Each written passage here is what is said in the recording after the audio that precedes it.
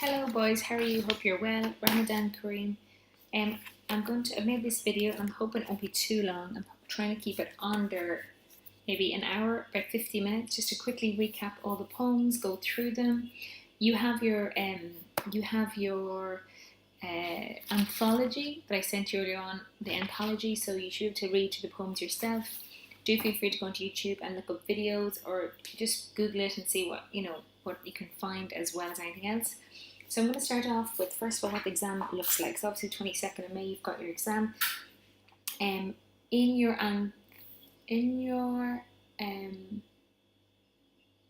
nothing your anthology, no. You have past exam papers on the notes that I've just sent you. Okay, so that's an idea of what kind of past exam papers. You also did a mock last year on this. You did it on the poetry and prose section. Just to remind you what it looks like. So it's an hour and 30 minutes and each question is, of equal measure, so make sure you spend 45 minutes on each. So you'll have one of Julian Clarke's poems will be selected and you have to answer a question on it. So you can see here, for example, you answer one question from the section. Okay, so obviously you've got, for example, either 1 or 2.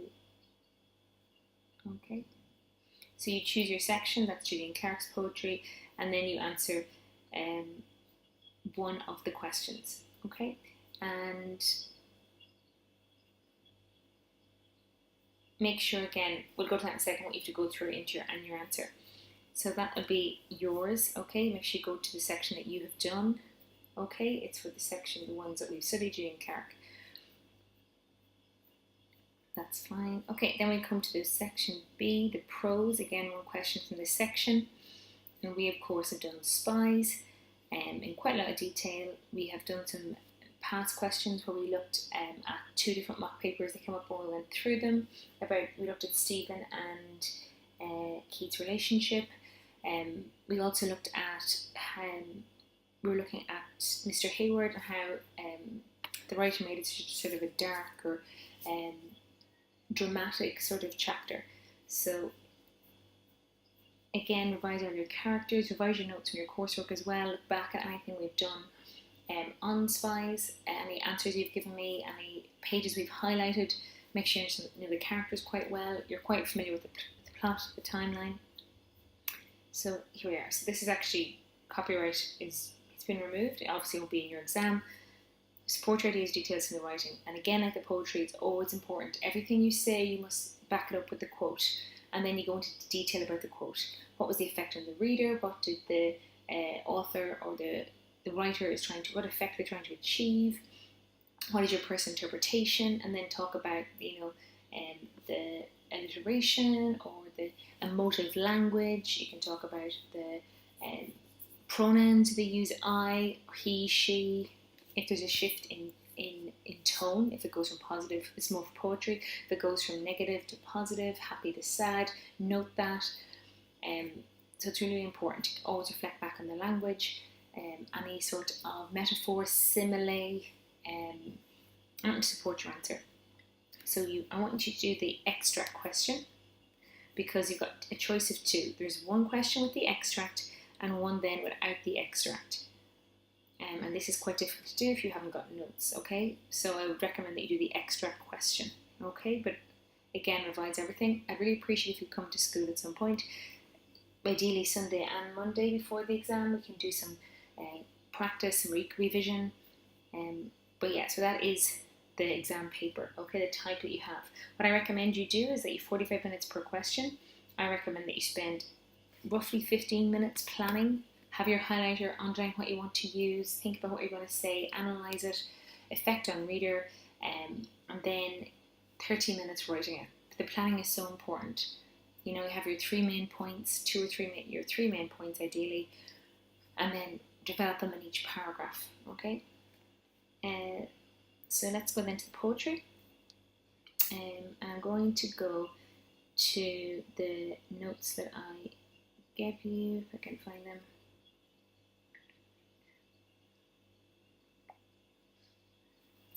Let me just close this very quickly.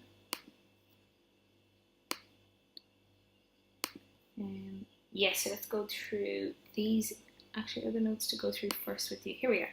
The poetry exam checklist. Let's make this a bit bigger.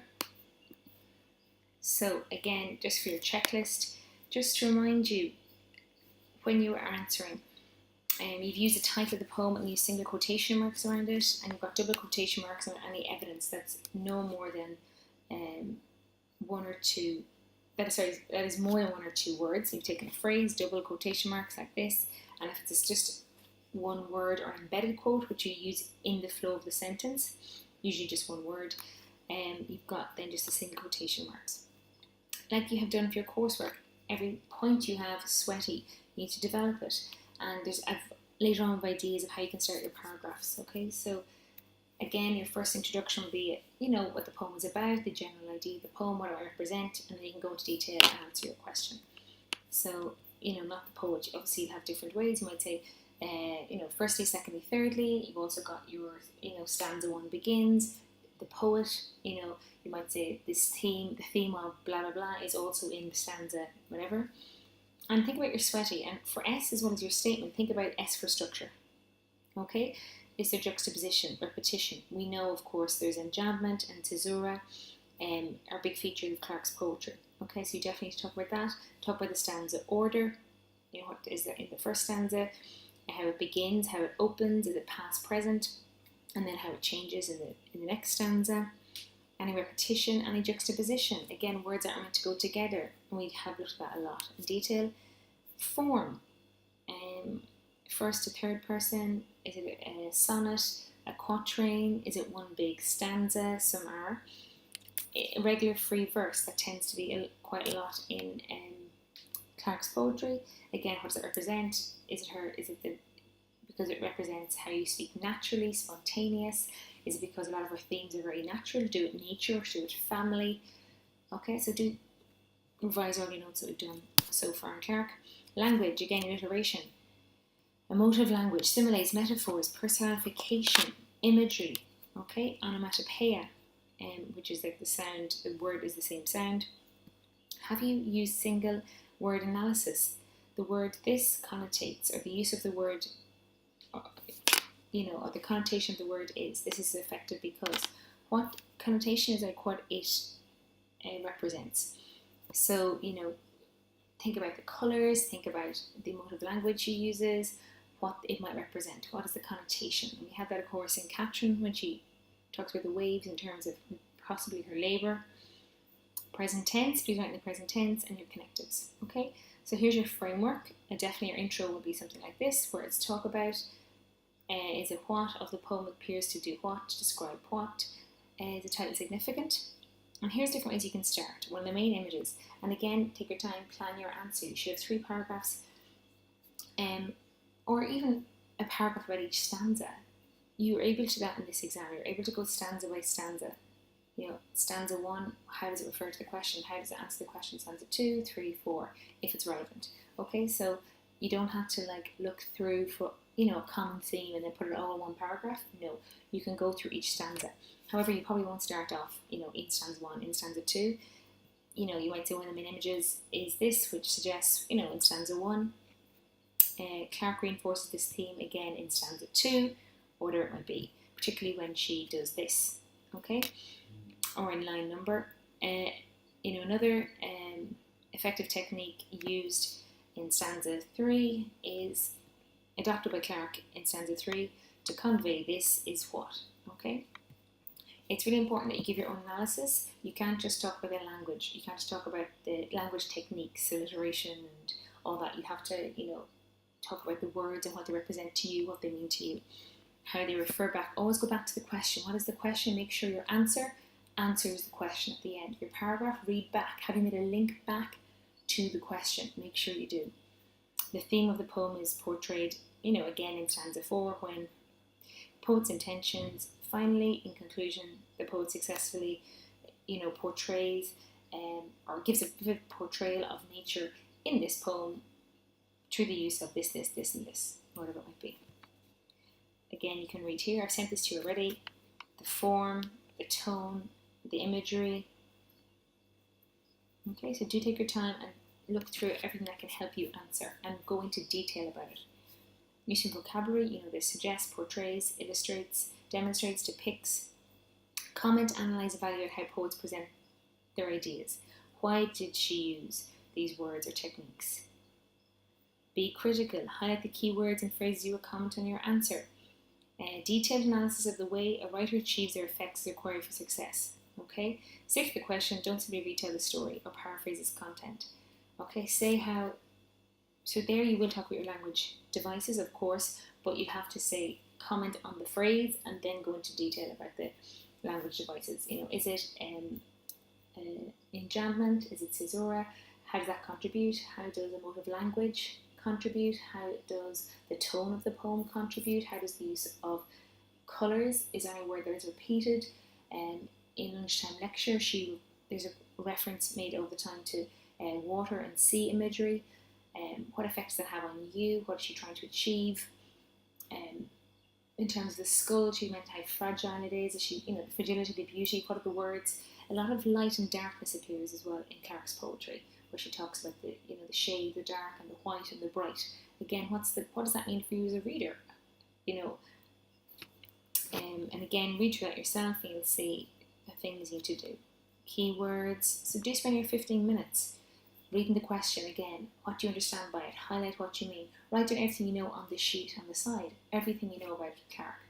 Her poetry tends to be about relationships, friendships. Some are about childhood. A lot are about nature. A lot, people. Okay, there's some people with with depression. The miracle since David's day. Also friendships in still life when they're polishing brass together, a mundane task, and the idea of friendship and kind of rekindling a friendship. So the common themes, write down everything you know, and that'll help you before you start reading through the poem. Everything you can remember about Clarke, okay? Good. Quotations and comment on the quotations. Again, always use the poem as your help. Only comment on the quotations there. Okay, they're there. What does that mean to you? How does the writer make you feel? How do they achieve that effect? Know the text extremely well, so make sure you're reading through it the whole time and getting familiar. Language, imagery, and structure. And again, the free verse, what effects that have on you, the fact, that in a lot of cases in Clarke, the change in stanza, the change in tone, it's a change in perspective, it's going from happy to sad or sad to happy.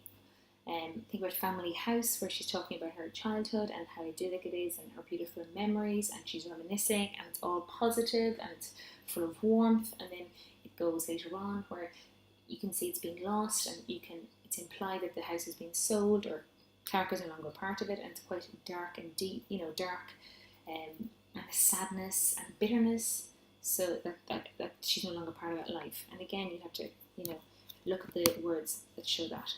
Don't have unnecessary biographical information about the writer. You can, of course, have a line or two, but not too much detail.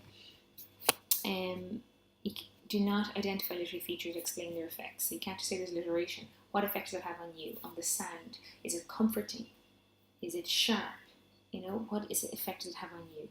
And quotation without comment. You must comment on the quotation. So it's really important. You go through each stanza and choose the quotations that will help your answer, and then do a sweaty on them. Okay? Now, that's fine, you have that, I already sent that to you. Let me go back to this. So Gillian Clarke poetry. Gillian's, the title, so I'm going to give you some examples in a second. The themes, there's childhood, there's relationships between children and grandparents, and I'm giving you the poems here. Love and family, friendship, there's loss and sadness, sadness in its own, there's death, there's strong emotions, there's nature, there's human nature relationships, okay? The form, she uses a regular free verse. She uses the first person and the third person. Again, is she talking to somebody? That's always very important. Who do you assume she is talking to? Who might she be talking to? And again, comment on that. Structure, enjambment, it's where the line runs off. And again, that sort of can build tension sometimes, because you don't know. It can also be unexpected twist. As you know, in lunchtime lecture, she talks about the skull fitting in a man's hand, and that's sort of an unexpected twist, because it gives a sort of dark dimension. It suggests that possibly how is she hinting at how she might have died, how the young woman might have died, the fact that her skull. Okay, so it's sort of a dangerous sort of tone. Okay, so sort of a questioning tone. Caesura, that's where you've got like punctuation in the centre, like a full stop in the centre of a line. Again, repetition, juxtaposition. What effect does that have on us? Okay, again, you can also talk about the natural. It gives like a natural tone, how someone would talk, spontaneous, as if she's having a conversation with the person, with Catherine, etc. Repetition, again, that's to reinforce or emphasize or highlight an idea to the reader. What is she trying to highlight and why?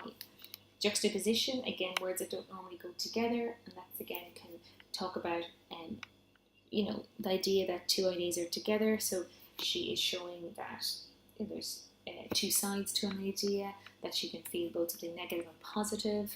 And you as the reader, does it make you feel a bit uncomfortable? Does it make you feel a little bit unnerved? Is it really make an impact on your mind about how she must be feeling? Stanza order. Usually the order of ideas tend to be in her stanzas. She's one idea in this and then this idea. Because there's a time difference. Might be in the past, like Catherine, and then the next stanza might be in the present. There's going to be a tonal shift. And again, we see that in Family House, where she's, happier, reminiscing about her memories, and then she's bitter and sad in the next stanza because we assume the house was sold and she no longer has it. There's a change of theme, a change of tense, a change of person in the stanzas. The tone, the mood of the atmosphere. There's a sinister atmosphere in Babysitting. And we see that where in the first stanza she's, you can tell she feels uneasy because she's in an unfamiliar house, babysitting an unfamiliar child. But in the next stanza, she's actually, it's not so much about her she's worrying about. In the second stanza, she's actually worrying more about the baby. How will the baby feel? Okay, so instead, we'll go to that in more detail, but she's worrying about the baby in the second stanza. How will the baby feel? That the babysitter is not sorry for herself, but she's sorry, feeling sympathy for the baby. Okay, because the baby might realise she's been abandoned. There's an unpleasant atmosphere in Frisian Bull. We'll come back to that. The language she uses, and again, all these notes I gave you, the kind of purpley, I'm going to go through them in a second. The ones I gave you, the print out of the PowerPoints, these are all notes taken from there. Sounds, hyperbole, like exaggeration, emotive language, similes, personification. Again, if you're not sure, go through your anthology. On the back page, it tells you what all these mean. Visual imagery, powerful verbs that really make an impact. Punctuation for effect. Connotations, what would you usually associate that with? Colours and light versus darkness. What's the reader's response? What's the effect on the reader? What's the poet's intention? Now, please have your anthology open as we go through these notes. So read the poem first, pause this, and then read my notes. Okay, so you've got Journey. It's a poem that appears to describe a real car journey and the relationship between the passenger and driver travelling to country lanes late at night when it's dark. The relationship may be coming to an end, or could be the only light in the darkness of life. There's quite a sophisticated allegory running through the poem. There's literally a car journey taking place and also a metaphorical reflection on life. So the themes are travelling, life and death, darkness, relationships. Some of the questions could be, explore the use Clarke makes of visual imagery in Journey. How does Clarke strikingly create the atmosphere in this poem? Again, uneasy and uncomfortable, a dark atmosphere perhaps. Explore the ways Clarke presents her thoughts and feelings about her relationship with the driver in the poem Journey. Okay, so you should have your anthology out with you while I go through this. Next one up, so this is an essay plan. Again, you could give you an idea of how you would structure it. Refer to question in your intro and talk about, what the journey is about. Okay, and refer to your question when you're describing it. How is she feeling about it? In opening statement, what techniques you use to present this? Again, your first one, opening statement, really important to look at, or your opening stanza. How does she feel in the second part of the first stanza, the third stanza, second stanza, the third stanza? Has her thoughts, feelings changed? In a lot of cases, they will change. Conclusion, sum up your ideas. This is the one about presents her thoughts and feelings about a relationship with the driver in the poem Journey. So if you want to attempt that would be absolutely great. Have a go with that and I can mark it for you. Poem 2, and again, babysitting, we'd already looked at this, we already studied this, you've notes on this already, and please go back to your notes that I gave you on this, your handouts. Babysitting by Clarke is a poem that appears to describe a particular incident of babysitting an unfamiliar child in an unfamiliar house. Clarke may have been a last-minute emergency babysitter. She was not in the baby well or the house well. She's uneasy as she's worried about the baby's reaction to her. So the themes: childhood abandonment, fear and loneliness, uneasiness, sympathy for the child. Possible questions: explore the ways in which Clarke creates a vivid picture of the child. Explore the ways in which Clarke creates the sinister atmosphere in this poem. And again, you have got all about your looks. Let me see if I can quickly open this up for you. Babysitting. I'm going to send you all these PowerPoints as well so you can see them yourself and go through the notes. But again, the poetic techniques here, 2 stanzas. And again, I want to draw your attention. Stanza 1, she's talking about, sharing her own experience. She's prioritising experience into the reader's mind, not the baby's experience. She seems to be rejecting this unfamiliar baby. It's surprising and shocking. It's unexpected. So how is she? She mentions strange, wrong. I don't love this baby. She's fair. She's acceptable. Afraid. These are all things that are quite shocking to the reader. This is an alien enjambment. I don't love this baby. So the enjambment sort of provides, it's a bit shocking. You pause, reader pauses to think about a message, and then this baby. So it's, there's babies that Clarke does love, like we've seen in her other poems, but not this one. So it's quite shocking. Wrong baby, again, the caesura, the full stop means you pause and draw attention to this, this shocking comment. She wakes up, she'll hate me. Again, enjambment, if she wakes, you think what's going to happen? She will hate me. Again, very powerful. The baby causes fear in the adult because she's the wrong mother, okay? So the lack of affection for the baby that Clarke has felt previously for other babies. And again, we've got the juxtaposition here. Perfume and enchant me. Also disgustingly and perfume. So the juxtaposition. The smell of babies will not enchant her. Okay, so it's the wrong baby. And then if you look at stanza 2, to her I represent absolute abandonment. And again, you've got your AA, absolute abandonment. Your enjambment again. So now the focus has gone from I to her. She's now focusing on the baby. But Clarke is worries about the baby in the second stanza. How the baby feels in the company of a stranger. She describes the baby's loneliness. It's worse than the lover, cold and lonely sheets. The woman who waits a moment to collect her dignity. See the powerful images. Against the bleached bone in the terminal ward. So it's describing the baby's fear and loneliness she feels being looked after by a stranger. The further proof that the babysitter is not sorry for herself, but she's sorry for the baby.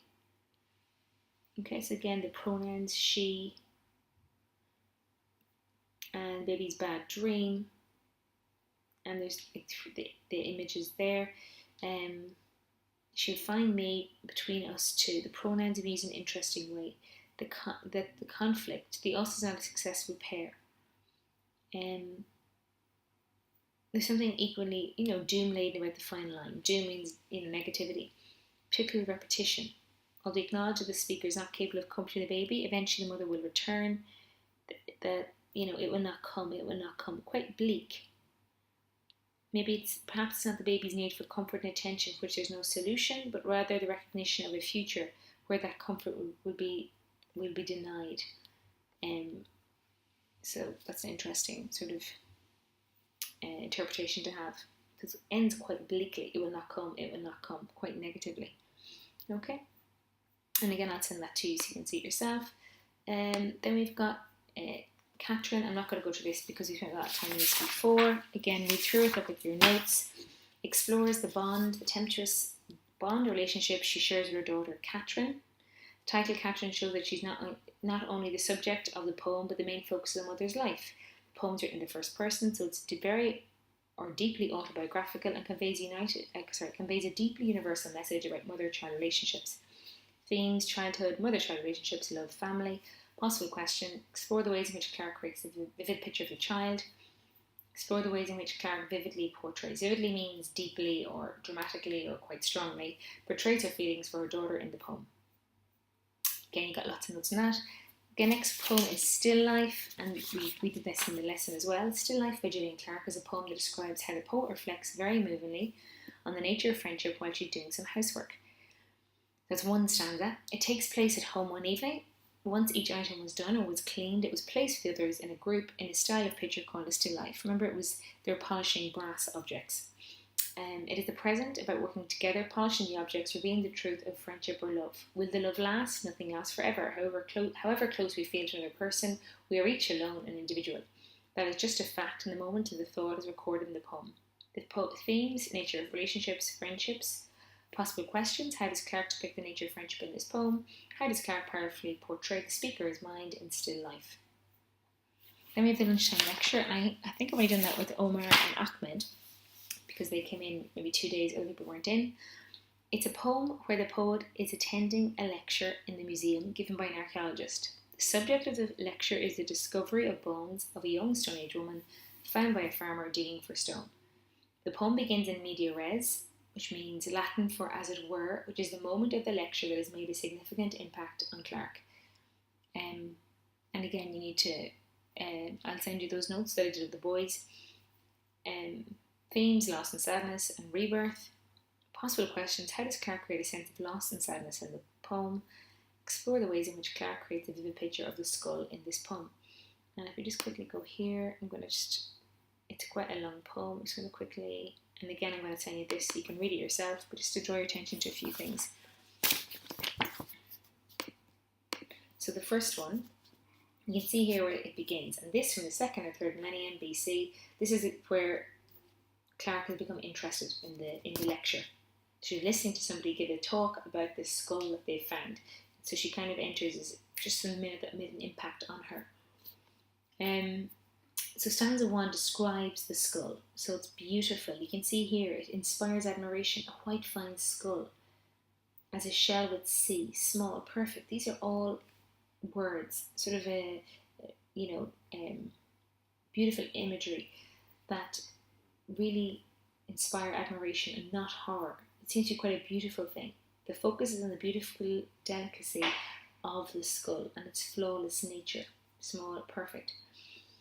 And then here you see the idea of the cranium, which is a more scientific word, would fit the palm of a man's hand.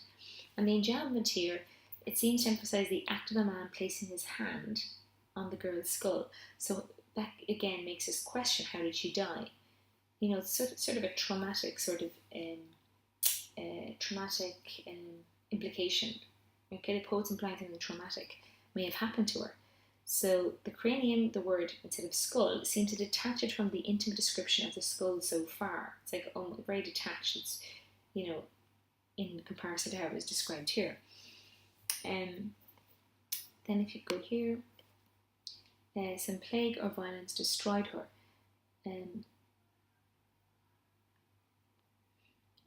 Like a fatal kind of ending. Was it a fatal ending? And the whiteness lay safe. And again, reinforcing the purity, the innocence, the fragility of the skull in a shroud. And a shroud is like sort of a holy place. In English, with the Shroud of Turin, which is a wrap that was around a holy figure. So it's sort of a religious connotation. A shroud of silence. Again, peaceful. Her death, now she's in peace. She's undisturbed, undrained on. Dark for 4,000 years. And then to tractor one day biting its way. And that has a connotation of a monster, a violent sort of monster that now disturbs her. Broke open her grave and let a crowd of light stare in at her. And she stared quietly back. And this idea is voyeurism. The fact that her grave is revealed by the tractor, and now everyone's staring at her. And this will be repeated later on, because now everyone's staring at her again in this lecture, in this talk. And she stared quietly back, and it seems like she's, very dignity of a woman. She's very dignified. Sorry.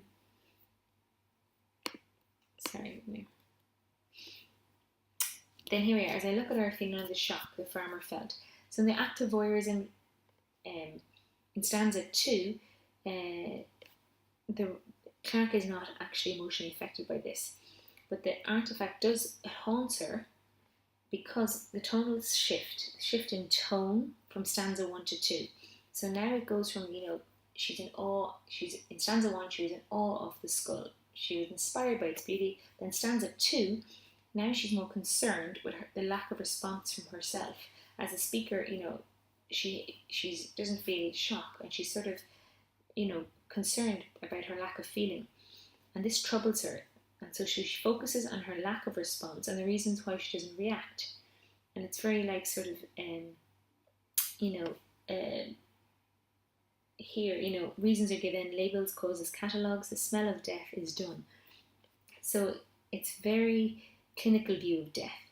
And it's like being in the hospital almost, and the familiarity of death in a hospital. But it's very clinical the way she's describing death here. Maybe that's why she doesn't feel shocked. And then again, you've got the light and shade beauty, and that's the contrast between the two. The perfect edge of the place where the pieces join, no mistakes, like boundaries. And again, talking about the perfection and the fragile purity and perfection of the skull. No mistakes, perfect. So they're all very positive and awe-inspiring imagery. Okay, and she's still got fascination with the skull, as you can see here. She's still in awe of it. She still thinks it's beautiful. And then we go down here. Then she's a tree in winter, again is a metaphor. And so stanza 3, the poet then imagines what the young girl looked like in life. She's stripped white on a black sky, and you've got again the theme of black and white. Leafless formality, brow bow in time relief. I should say in fine relief. I had some other season illustrate the tree flesh, so she's imagining what the woman looked like. She's drawing the girl back to life out in her mind, and she's thinking about the woman's hair and the colours and the blood. So the woman is brought back to life in her mind, the troubled mind that she's overthrown, and again the indignity of her death. Now she's back and she has dignity. We stare at each other, dark into sightless dark, and there's a feeling of recognition here. They're looking at each other, and there's empathy and recognition there. Seeing only ourselves, the black pools, gulping the arisen sea that booms in the shell. And again, another reference to the water, and it could be the sense of comfort in death, the idea of black pools, because at stanza 1 they mention full up with darkness. The darkness seems to represent the death. And then a water imagery, again, what's the effect on you as you talk, she talks about the water imagery, the idea of, being drowned or whatever it might be. So again, spring suggests, she mentions the spring here after the other season, that suggests rebirth or resurrection, and the idea of the poet bringing the girl back to life in her drawing. Okay. Now, then we've got the next one, which is Miracle on St. David's Day. This is quite a long one, but it's actually quite easy to read. It's a poem based on a true story about an old miner, so someone who works in a mine, down underground, who's suffering from depression, who lost the power of speech. So he's called an elected mute. Even though there's nothing wrong with his voice, he's depressed and he just has lost the power to speak. He's lost the will to talk because of his depression. Clarke was asked to read her poems and talk to patients where, at the wherever he was at the nursing home, but was told not to speak to the mute man by the nurses. And the man would have known the poem Daffodils by heart. Okay, so at the start you'll see they flash upon the inward eye. If you're looking at your poem, there's a little extract from a poem called Daffodils by William Wordsworth. And this is a poem that everyone would have learned at school. I learned it at school, my mother did, especially in Wales where they were. It's actually it was a mental hospital where this was. So the poem Daffodils is a poem we learn. So this most likely happened on the 1st of March, just St. David's Day in Wales. That's their national day in Wales, St. David's Day. Okay, so the themes are strong emotions, depression, nature, because they mention the daffodils, which are a beautiful yellow flower. Do Google image them, beautiful yellow flower. I do think they're the national flower of, they might possibly be the national flower of Wales. Do check that up. Explore the ways in which Clarke vividly displays strong emotions in the poem. Explore the ways in which Clarke makes the moment of the man speaking so vivid. Okay, and again, I'm going to send you this, but I'm going to ask you to read through them yourself, because you should be absolutely fine going through them yourself. This is quite a long one. And again, I just want you to, these are the daffodils here. This is the yellow daffodil. Okay, so again, if you look at stanza 1, opens with ideas of freedom, light, joy, got yellow, like it's positive. It's like the daffodils are smiling because they're open-mouthed. The sun treads the path, again, personification of the sun. Cedars and oaks are trees, but again, it gives a beautiful image of the sun shining on the trees. There's positive and pleasant imagery here. Country house, very beautiful description. Guests strolling, it's very dignified and beautiful. Rumps isn't the word for bums. The rumps of gardeners between nursery shrubs. So the gardeners are busy at work, and again that introduces some humour. But the ambiguity of it, what does it mean? That gives us a bit of foreboding, a bit of forewarning. What is it? And this stanza juxtaposes with the stanzas that follow. Okay, so this is very light and bright and positive, and it will change. There will be a change, tonal change. I am reading poetry to the insane. And of course, insane is another word. It's very blunt, and it really contrasts with the first stanza. Insane, of course, is like people who are crazy, who are in a mental institution, really grabs your attention. And then an old woman interrupting offers as many buckets of coal as I need. Now, again, offers what? Enjambment. The pauses emphasises, what's she offering? And in this, then, the unusual nature of what she's offering, it reflects the unwellness of the woman. Okay, the woman is clearly not well. She's obviously suffers from mental issues. And then a beautiful chestnut-haired boy listens entirely absorbed, a schizophrenic. And again, this is quite shocking as well, because we have the beauty of the boy. He's a young boy, and he's beautiful, and then you realise in the next line he's a schizophrenic, that he has a mental disorder. And that again is enjambment, and there's a clash between his beauty and his illness. And if you see the enjambment goes then to the next line, schizophrenic on a good day. So this again is enjambment. This is why he's listening. So he's good days and bad days. And so on a good day, he can understand the poetry. And then definitely in back to stanza 2, the switch in atmosphere grabs the attention of the reader. The poet may want to shock us with the description of the institution, the insane, and again we talk about the juxtaposition between the beauty and his mental condition. Okay, back to stanza 3, describing the patients here. Clarke's describing the patients. The poetry would not reach the schizophrenic boy on a bad day. So we have not listening, not seeing, not feeling. This is an effective triplet.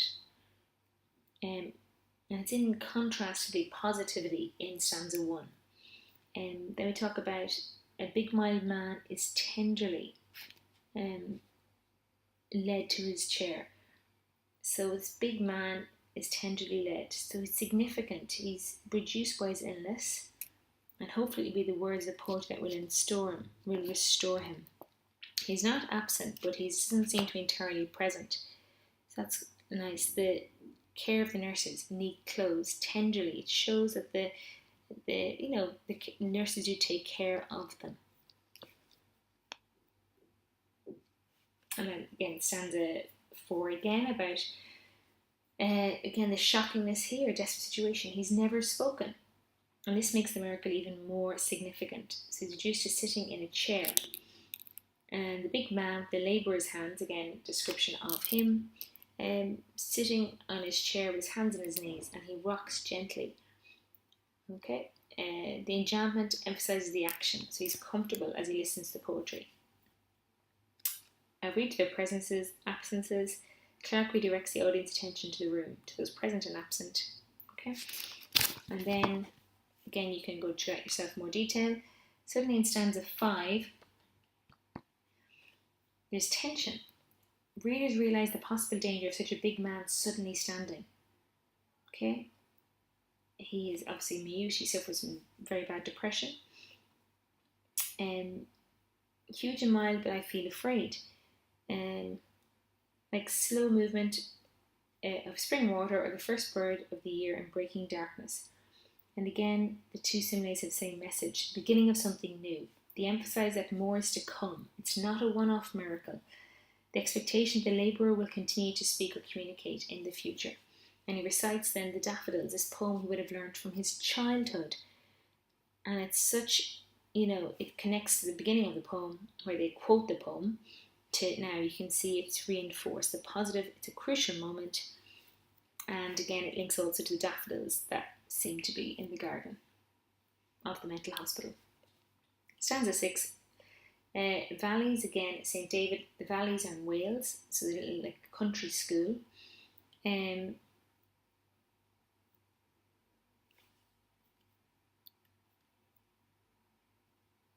it gets fine. So everyone is listening.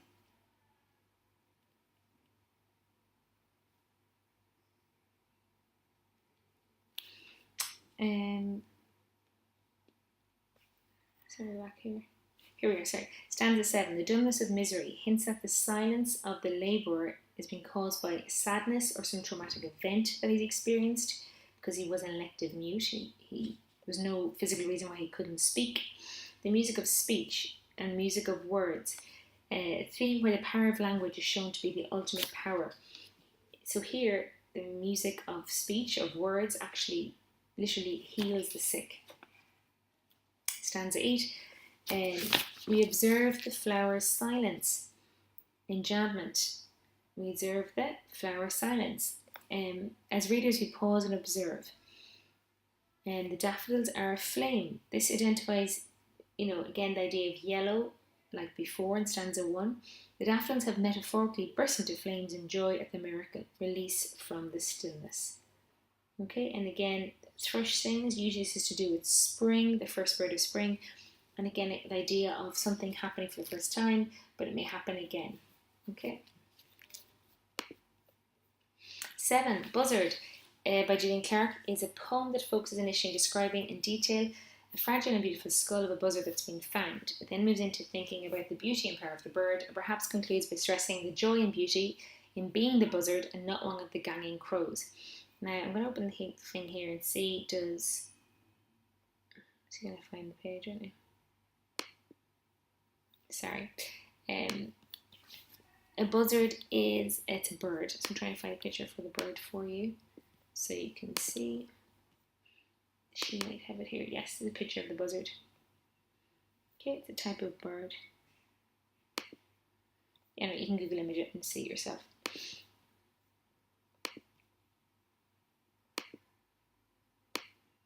Sorry. Themes: nature, death, and life. Explore the ways in which Clarke makes the buzzard such a memorable poem, and how does Clarke certainly express the nature of the buzzard in this poem. Again, this is another, quite long poem, and I'm just going to have this here for you. I'm going to quickly go through it and have the questions in your mind as we go through it. So it's a poem, it describes in detail the fragile and beautiful skull of the buzzard that's been found, and then moves into thinking about the beauty and power of the bird. Great. Okay, super. This poem is divided into quatrains, and there's a lot of enjambment as you move between the stanzas. And this may, really important one, think of the bird, this enjambment and between the stanzas, the quatrains, we feel it may reflect the freedom and sense of flow of the bird in the air. Really something really important to remember when you think about that, about the buzzard.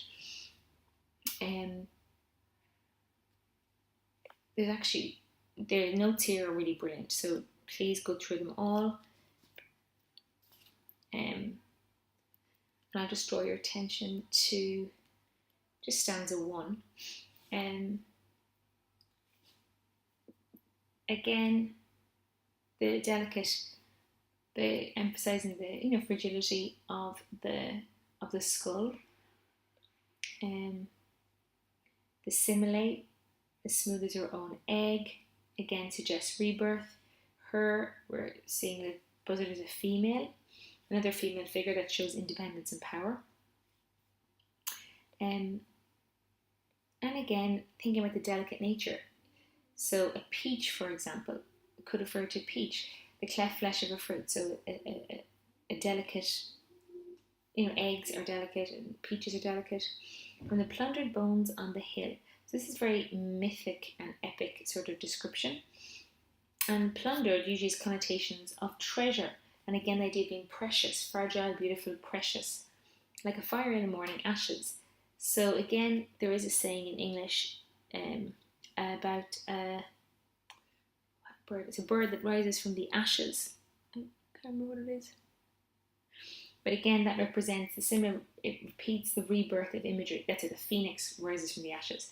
Again, rebirth from the first stanza. The buzzard will be reborn in the poet's imagination. So whenever you think about the rebirth, you could also talk about that by lunchtime lecture with the skull. The woman will be reborn in Clarke's imagination or Clarke's drawing. So again, the rebirth.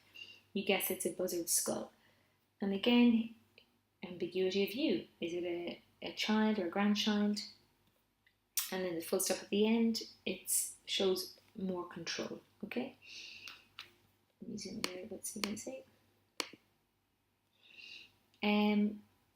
Who's the you again? Ambiguity is a child that maybe is brought at home. Gently, again, emphasizes the fragility, how delicate and beautiful the skull is. Hoping no last day of the birds will demand assembly of her numerous white parts. This is a euphemism for bones. Okay? The delicate and beautiful description of the skeleton, which links with care and focus that's been lavished on the skull and the rest of the poem. Again, treating their skull with respect and reverence for its beauty, its delicacy. And then her, again, stressing, emphasizing the female nature of the buzzard. In this, it says we can't see. Enjambment mirrors the action of not being able to see. The reader is forced to pause for a moment until it is clear what is being discussed. On the other side of walls, as fine as paper. And then again, the idea of the skulls. You've got the simile, as fine as paper. Again, emphasizing the fragility. And the enjambment as well here. Other side of walls, you should think of solid walls, and then it's juxtaposed with the idea of paper, which is obviously not so solid. Brain and eye dry out under the gossamers. Now the gossamer is a delicate material, like a spider's web, and this sums up how Clarke has chosen to depict the skull as delicate and precious. Think about how delicate and precious this, or delicate a spider web is. Dry out, again, used to dry out. Again, it's not the idea that it's not rotting. Okay, it's a precious treasure.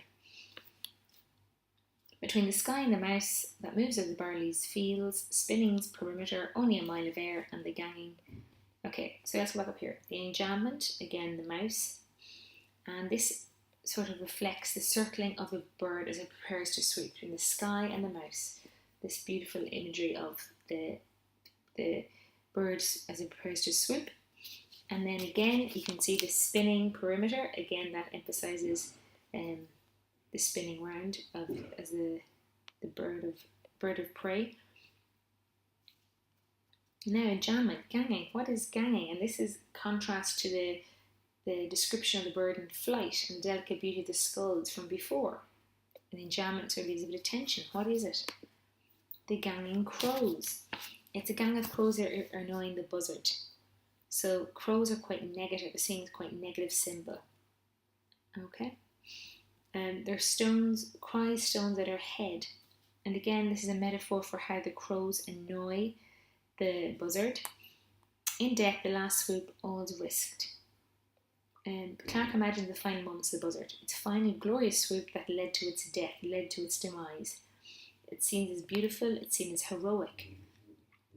The scorns of scavengers who feed on death. So she believes it's better to take a risk as a buzzard than be a ganging crow who, just annoy people or wait till after. They aren't actually birds of prey. They don't take the risk. They just feed on what's left over. Some people might say it's the idea of live fast and die young. Suggests the last swoop is never the end. Feel the lightning flash of heart and dropping on heart warm fur and blood. An emotion the crows will never feel. Okay, Clarke stresses the beauty and joy in not being a ganging crow, and being a risk taker, being a bird of prey. It's quite heroic. It's our final connection with the buzzard. It's a powerful final image. So it's a successful hunt where the buzzard drops on perhaps the mouse mentioned earlier. The important series of the poem ends on the success. The primal images of blood, warmth, blood and heart. It's very different from the dry and delicate skull that began the poem. And the final two lines focus on the ending. The poem by imagining a successful hunt, a moment of true joy and pleasure for the buzzard. By ending this way, the emphasis in the life of the buzzard, her power, her freedom, her strength, her independence, not her death and her skull. Okay, so again, thinking about the buzzard in life, when it was heroic, when it was swooping on animals, when it was hunting, and those beautiful imagery, rather than thinking about focusing on her death. Frisian Bull by Gillian Clarke is a poem that describes the sense of entrapment of the dangerous animal as it does its job on the dairy farm. And again, think about what the purpose of bulls are on dairy farms, usually just to, impregnate the cows. As a bull, that's all it does. It sort of forcibly has to impregnate the cows so they produce calves or other bulls. So this is quite a brutal poem, so make sure you do read it. It describes a sense of entrapment of the dangerous animal as it does its job on the dairy farm. Much of the poet's technique seeks to demonstrate the caged nature of the beast. So remember, the bull is trapped, it's in a cage, and by extension the horror caused through its memories of what it used to be. And its themes are nature, relationship between humans and nature. Possible questions: how does Clarke create the unpleasant atmosphere in this poem? Explore the ways in which Clarke portrays the relationship between humans and nature in this poem. How does Clarke memorably demonstrate the figure of the bull in this poem? And again, this is actually a short one, so we might just go through it very quickly and just take a quick look.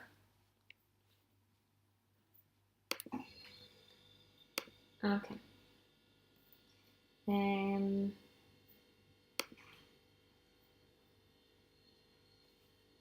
Again, do read through here, okay? The bull is in the stall, and the first two lines have a mythic atmosphere the description does not support.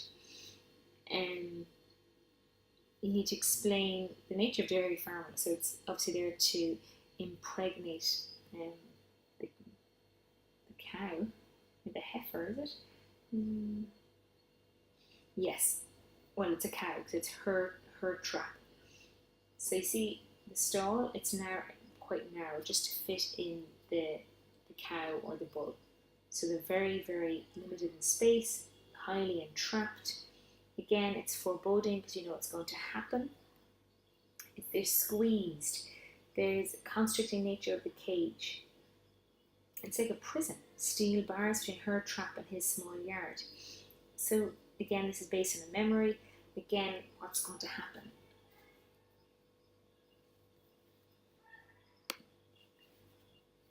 Okay, so the bull has obviously gone mad. A froth of slobbered hay droops from the stippled muzzles. It's muzzled, and a very vivid slobbering onomatopoeic detail.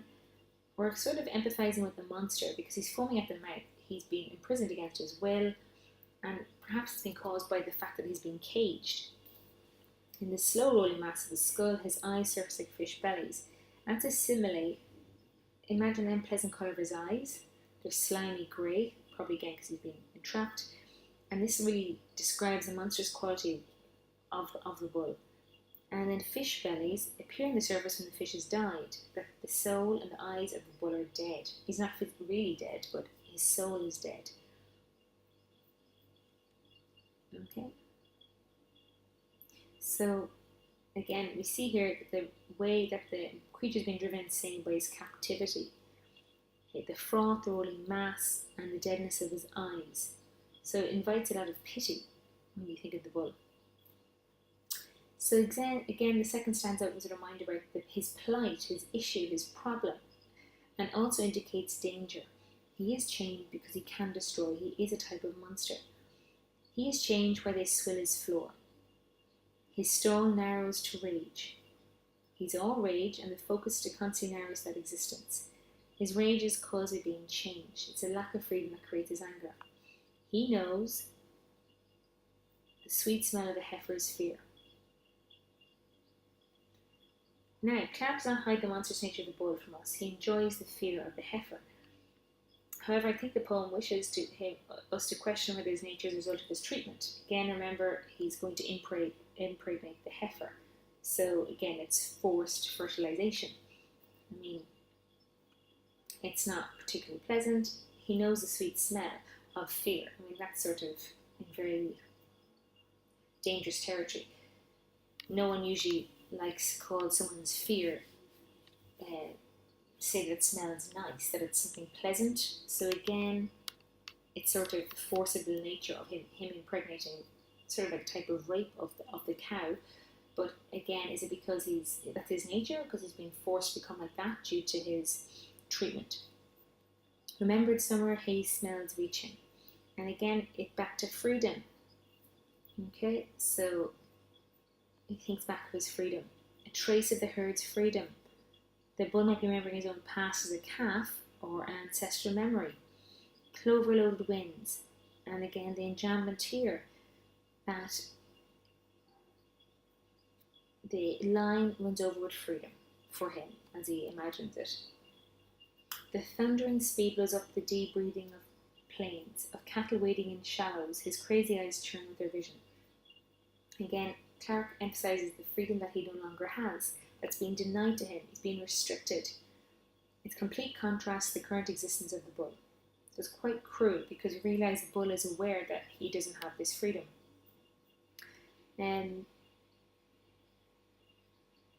His crazy eyes churn with their vision. We return to the eyes of the bull. Not only is his soul dead in his eyes, there's something more disturbing about this. The fish-bellied eyes suggesting the deadness lay behind them. The description here is more upsetting. Here we see the eyes of the bull churn with their horror at missing out on freedom. It's the awareness of his own entrapment, his own captivity, which Clarke has consistently stressed to us, or consistently emphasised, that makes the existence of the Frisian bull so much more upsetting. Okay? Heron and Port Talbot, another poem, again a long poem, is a poem that by Gillian Clarke, is a poem that demonstrates the gap that exists between the beauty of nature and the horror of the modern world. What's so positive, though, about this poem is the way in which the go-between, or the intermediary from the natural world, which is the heron from the title, has come to undo the damage that the Port Talbot Steelworks has done to the area. If you Google Port Talbot Steelworks, you'll see it's a huge steelwork operation in Wales. And it's obviously steelworks, you've got pollution, burning coal, the idea of destroying nature. So the themes are nature, relationship between humans and nature. Explore the ways in which Clarke depicts nature in this poem. Explore the ways in which Clarke portrays the relationship between humans and nature in this poem. That's quite a long one. I'm going to let you go through it yourself. Or if you want me to, let me know. I'll do a video on it. But if you read the PowerPoints, you should be fine. Then we've got Neighbours. By Gillian Clarke. It's a poem about a nuclear disaster in Chernobyl and how it affected not just Ukraine but the rest of Europe as well. So I'm sure you've heard of the nuclear disaster where a nuclear power plant had an explosion and it released all this nuclear power, and it killed, like, people were killed straight away, and those further away, it was, brought up the winds, it was blown, and babies are born with genetic mutations, and trees and plants died, were filled with radiation. At the time, Ukraine was ruled by the Soviet Union, which was a collection of countries ruled or dominated by Russia. The nuclear power station exploded and suffered meltdown, releasing deadly material into the Earth's atmosphere. Over the following weeks, the material fell in rain all across Europe, but the secretive Soviet Union did not warn its neighbours for many weeks. The disaster was discovered by scientists who detected nuclear material in the air and soil. The message of the poem is deceptively simple. Terrible events bring us all closer. And again, definitely click on these and take a look. They're really helpful. I'm going to tell you more about it. The themes are nature, relationship between humans and nature, possible questions. Explore the ways in which Clarke movingly portrays sadness in this poem. Explore the ways in which Clarke makes a key historical moment so vivid. And again, if you go back to the poems, put it here. Where is it? So,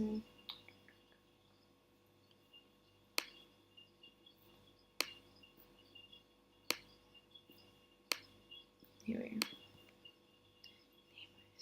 And again, I'll send you this and you can take a look. But once you understand the context, it's a lot easier to understand with the nuclear disaster. But there's loads there you need to go through yourself, and the impact it had in other countries, how it spread to other countries. Then the last part is quite significant. Again, the idea of hope returning, with green in its voice. So again, the green, nature, fertile, positive. Glasnost, galu glas, a first break of blue. This pleasing triad with which to end. So there's 3 different languages. You've got Russian, Welsh, and English. And glasnost means transparency or openness. And it fits in with the theme of hope for the future.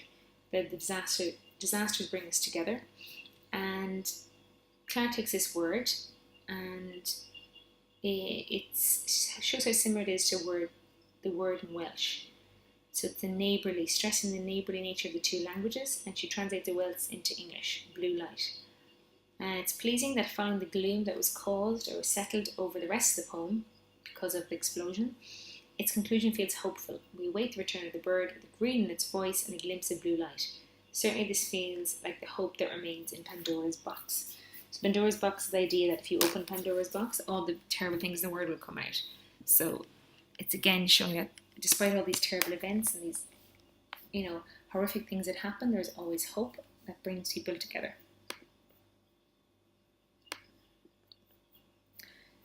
My Box is a poem by Clarke, which describes a box that was a gift from her husband, one which she made. Clarke uses this box to keep her journals or her diaries in. This poem developed out of an activity she was doing with some primary school children.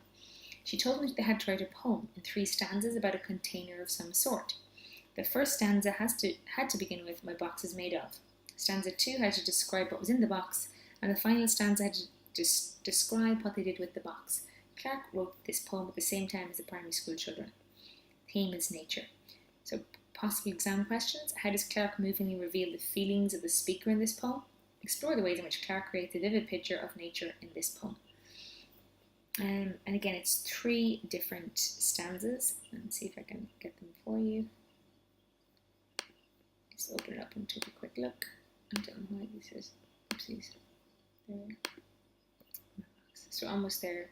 Don't worry, we won't, because I think the last few.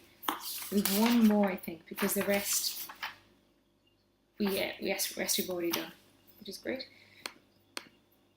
And again, that's explanation. So do read through all the notes. It's exactly what I would have done with you anyway. And again, read through. If any questions, you can ask me. Okay.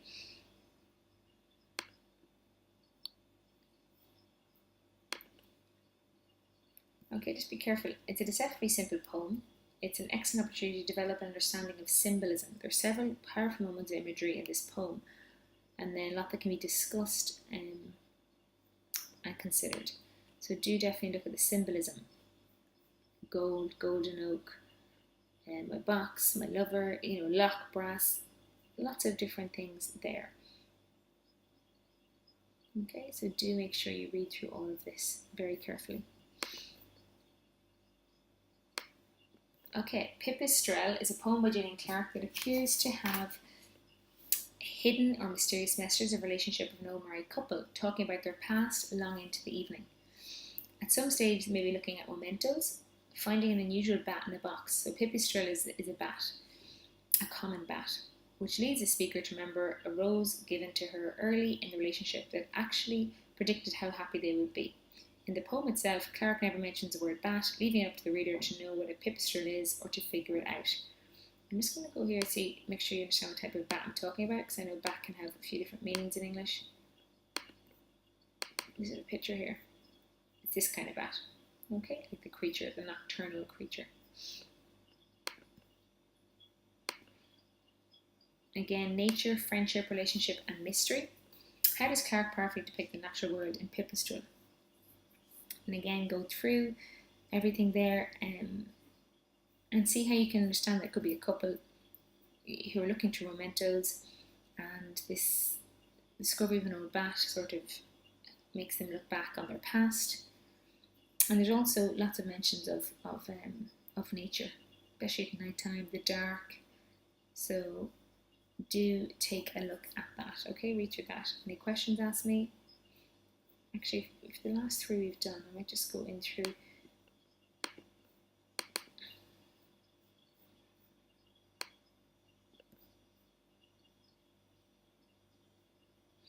Now, Julian's Clarke interpretation, or sorry, not Julian, this person's interpretation, the friendship here. So it could be friendship, could be relationship, a gothic feel. Beautiful description of falling of night, dusk and winds its spool, very calm. Nothing very sinister in that opening line. Among the stems of plum trees, symbolism of plum trees that they signify happiness. So dark falling among their stems could be suggesting an impending doom, so forewarning about something that's going to happen. As the day cools, the summer day, that its temperature is dropping as the darkness unfurls. The cooling and darkness stay outside the house walls. Okay, so there's no sense of anything dangerous or negative coming into the house, into the safety of the house. And not necessarily viewed as a dark or menacing poem. Who is this we? Again, ambiguity of we. Two people sitting, we drinking some wine, because they do mention the bottles and the ashes cool. There's two interpretations here. Love what we can't see, reflecting on how much joy the world outside, now hidden from her by the dark, brings her. Or also the reflecting on our human love for mystery, or desire to seek out what is currently beyond our sight. So there's two interpretations there. You decide what it means by you. So illegible freehand. So it's maybe like a type of a journal or a book or a diary. Is it illegible? Excuse me. Is it because that it's dark and they cannot make out the words? Is it difficult to decode the writing? Maybe we're looking through Clarke's diaries, as mentioned in my box, and how they love the past it tells us. Is it a more metaphorical text? The Book of Fate, perhaps? So you can't read the book because it tells the future and what's to come, and obviously we love that idea, but you can't predict what the future will bring, what will happen in the future. Again, the we sit,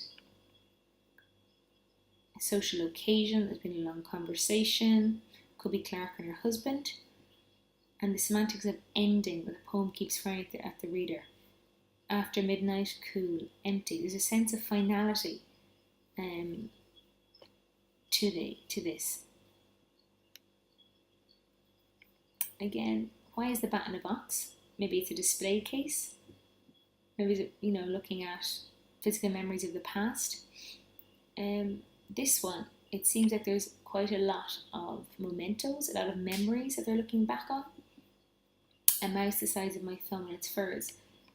Bats do look like mice with wings, but the title of the poem has made it clear that is not what the object is. So the use of enjambment, the reader's attention is actually drawn to the misnaming. Could it be that the speaker does not realise what is in the box for a few moments? Okay, so there's no actual mention of the bat. Again, the bat's wings, sepia webs of silk, the metaphor of threads and spools, as I mentioned at the very first one they mentioned about the dusk unwinds its spool. In the first stanza, spool is to do with thread. Fragility is constantly the order of the day in this poem. A small foreboding, a moment of worry on the word mouse. There's a negative Gothic association with bats, but it's not really displayed here necessarily. And again, the poet becomes focused on the fragile nature of the bat's wings, like Bible paper, thin paper. Okay. Like a rose once spread in a book, till you could read your future in the fine print. So the poem is called Pipistrel, and there's no mention of the word bat. So with this simile, the speaker now moves into the word of memory. That would be the point. Maybe it's not about a bat in a box, but the power of memory and our hopes for the future. So flower pressing is when you get a flower and you put it in between heavy books and it dries out and becomes like a beautiful dried flower. So, the rose that Clarke chooses. So rose usually symbolises love. Was it a love token that she has? An evening spent looking through diaries and old memories, ending with the memory of a love token. The fine print of the pressed flower, again, the idea of the fineness, fragility. The couple have been reading diaries, and happiness there indicated a happy future. The you is very interesting. Is it a you to the person she's with or to the reader? Okay, so again, suggesting the future is going to be quite happy, looking back, finding happiness in the past, looking back at mementos, and then hopefully, impressing that there's going to be a happy future as well. Okay? Alright, almost there. Yeah. Then the rest Clocks we've done. A poem by Julian Clarke that describes Clarke's relationship with a member of her family. The poem is dedicated to Kai, her grandson, and the poem explores what happens when she takes a walk with a child, likely Kai. It paints a beautiful picture of a grandmother or a mother walking with her son or grandson on the beach, simply watching him observe nature while learning new things as he does. Childhood, grandparents, and grandchild relationship, family, passage of time, possible questions. How does she feel about her grandson, and how does she portray love for a family member in this poem? Musician. Musician is a poem by Julian Clarke about her son learning to play the piano. Both mother and son experience the beauty and comfort of the music, but only the musician himself can fully gain a deeper understanding of the art. Even though there's a connection between the mother and son and the pride she feels about his talent, the music is better understood by the musician himself. Parent-child relationship, music, love, family. Again, explore the ways in which Clarke portrays love for a family member in this poem. How does Clarke make musician such a beautiful poem? You've notes on that, so I'm not going to go into that. That's near the PowerPoint anyway. Family House is a poem by Julian Clarke that describes her memories of her beloved childhood home. This poem, very much about memory, has a bittersweet touch to it. There's a real love for the world in which Clarke grew up, followed by more negative feelings about the world that she's no longer part of. Themes: love, family, memories, nostalgia, looking back on the past with fondness. Possible questions: explore the ways in which Clarke vividly depicts her old family home in this poem. Explore the ways in which Clarke portrays a sense of loss and sadness in this poem. Okay, so I'll send all to you, and then please come in on Sunday and Monday, and we can send me out and you've done. Any questions, you can email me. Please do come in and we can talk about them in a bit more detail there. Alright then, best of luck, bye bye.